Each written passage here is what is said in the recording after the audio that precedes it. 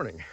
I've been out trying to do a little hunting this morning, came up empty, but it's about that time of the month again where we gather for the militia muster. So I wanted to spend today kind of talking a little bit about what that entails. I think our vision of the frontier usually centers around, these sort of rugged individuals who go out and, discover new land and fight Indians and do kind of all this stuff on their own hook. But the reality is, just like any time, people on the frontier are just as much a part of the world economy and what's going on elsewhere. And so this idea of kind of the rugged frontiersman really doesn't crop up until more into the 19th century, when people are kind of looking back on that era and kind of romanticizing it. Now, to be sure, there's a lot of things to romanticize. It's a pretty fascinating period, and there's just tons of really extraordinary descriptions of frontiersmen and people who really did amazing things. But what was the common man's experience? Well, the common man had a duty. Every man in the, not just the common man, every man had a duty from between the age of 16 to 60 to show up when it was time for the muster. And if you didn't do that, you got fined, and there was, definitely repercussions. So this was just a part of their life. This was a part of their world. And so this is something that I wanted to kind of talk about today. What would I bring to a militia muster? Chances are I'm only traveling, maybe a few miles, could be longer. I'm probably making that journey on horseback if I have the means for that, but I might also be making that on foot. So for the sake of the fact that I don't have a horse, we're just going to focus on the foot portion of that.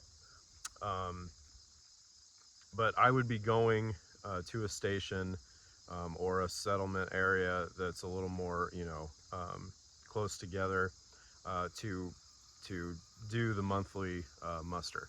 This was also a time for people to kind of get together, talk about what's going on, meet, if you're a young man, you might want to meet some pretty gals and do some courting. So this is kind of the time to get together. And in a few weeks' time, we're going to be down at Bledsoe's Station in Tennessee, at the park there, kind of recreating one of these musters, along with a rifle frolic and kind of a little, get together, just like it would have been, as close as we can get to what it would have been like during that period, during the settlement of the middle ground in Tennessee, which was then North Carolina. But so we're going to be talking about, what am I going to bring as a man, coming to the station to fulfill my duty. So let's get into it. During the 1779 Chickamauga campaign, a Captain Shelby's company's returns show, almost to the man, leggings, moccasins, a gun sack, a tomahawk, and it's basically almost to the man. So these are things that I would need for war. And if I'm going to be drilling and mustering, I'm going to take the things that are for war and that I would wear in a campaign setting. I'm going to take those things so that I'm drilling and I'm using the items that I would be using just as if I were going to war. So again, leggings, moccasins, a tomahawk.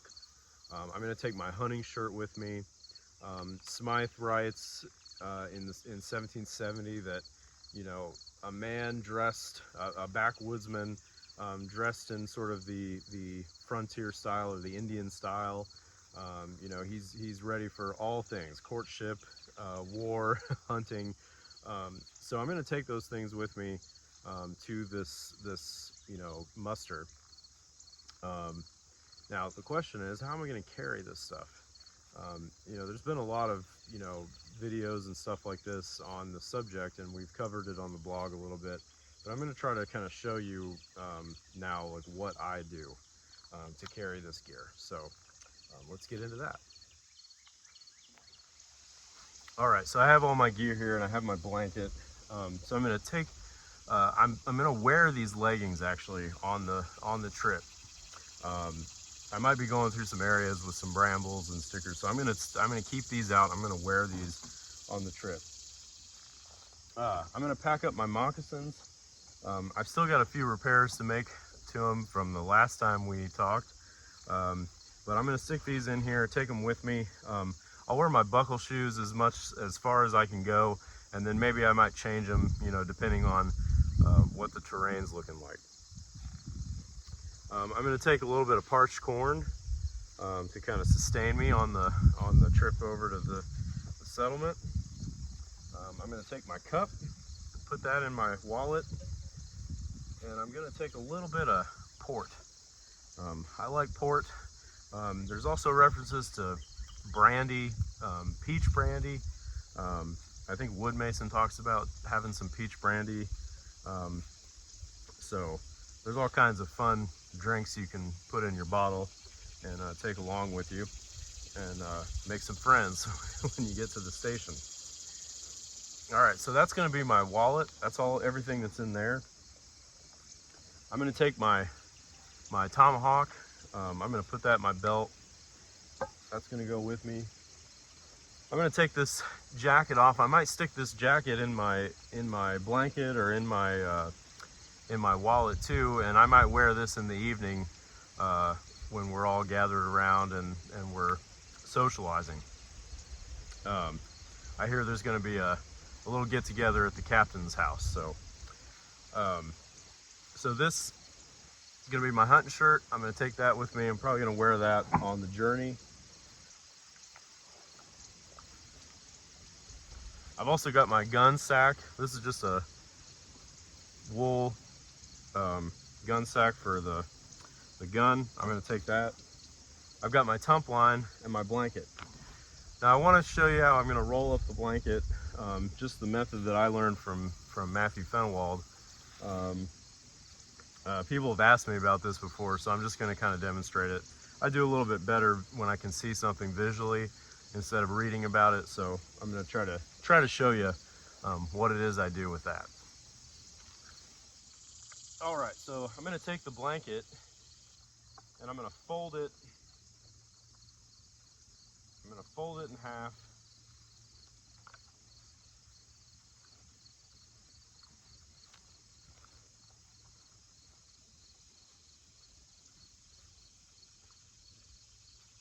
And then I'm going to fold it in half again.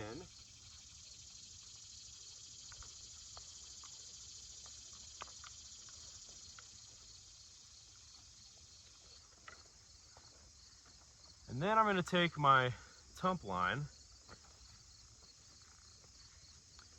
I'm going to go down to this end over here.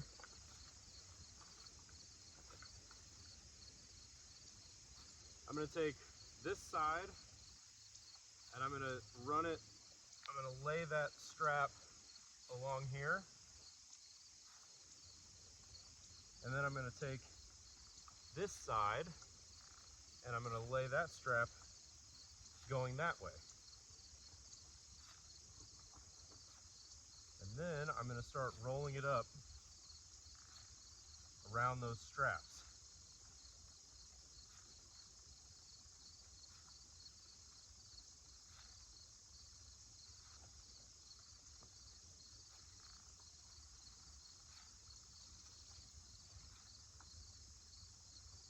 I just want to get it kind of nice and tight as much as I can. You're going to want to pull these, they get kind of twisted around the ends, so you kind of pull them out.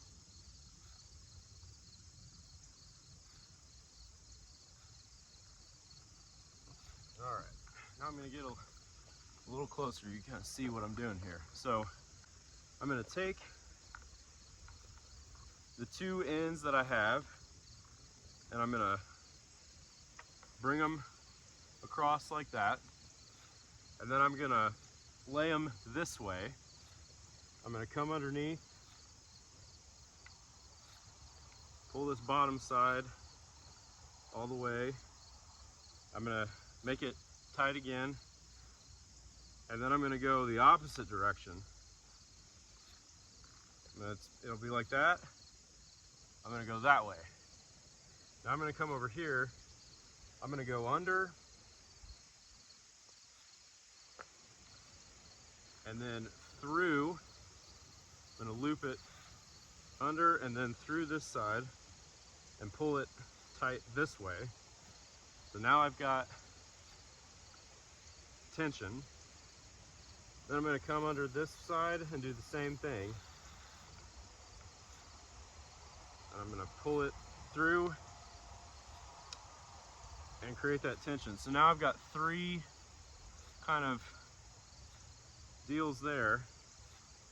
I'm gonna come back to this other side, and I'm just gonna tie it off, like so.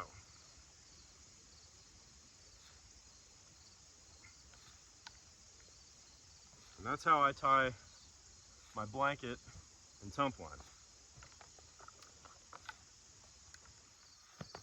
All right, so now I'm gonna put my leggings on and get ready to head towards Bledsoe Station. Now the good thing,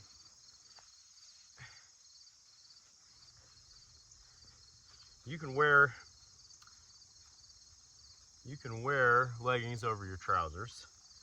You just want to make sure when you cut the leggings that they're the right size for that, because if you cut them to where they won't go around, you know. So I'm just going to put these on, and then I'll be ready to go.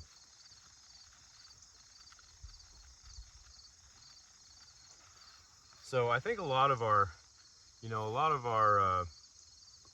images of the frontier, we want these guys to be sort of a lot more untamed than they were. But in actual fact, they had obligations just like anybody else. And so one of those obligations would be to go do their duty at the annual muster. So for our purposes, in a few weeks, we're going to be gathering at Bledsoe Station. That's going to be in Tennessee, and we're going to be doing kind of a recreation of one of these kinds of musters. We're going to drill in the morning, and then in the afternoon we're going to have a rifle frolic, and there'll be a prize for the winner of the frolic, and then there's going to be an evening festivity. We're going to have some food and punch at the captain's house, and it's just going to be a really fun time. So I hope that kind of shows you a little bit about what I would carry if I'm just going, a few miles over to the settlement and go to this militia muster. So I'm going to get my hunt shirt on, and then I'll show you the whole ensemble as I would be headed out. All right, now that I'm ready, I got my bedroll, everything's good. I'm going to head to the station, and we're going to do some drill, and we're going to do some shooting, and spending some time with the neighbors, and I hope to see you there.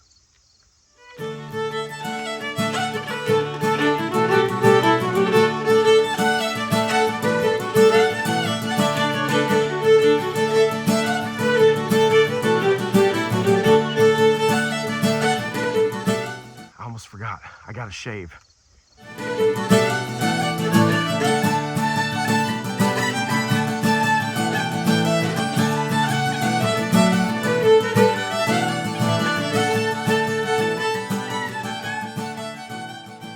If you want to see more videos like this, and you want to see them before anyone else, you can go over to buymeacoffee.com//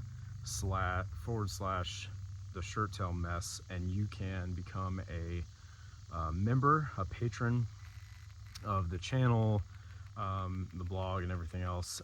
You get free access to any sticker designs that I do, and free access to the zine that'll come out 4 times a year, and it's $5 a month. Or you can just donate. You can just donate whatever amount you want. So there's that option too. It's pretty flexible for you, and it helps, kind of fuel what I try to do here. So thank you, and thanks for watching.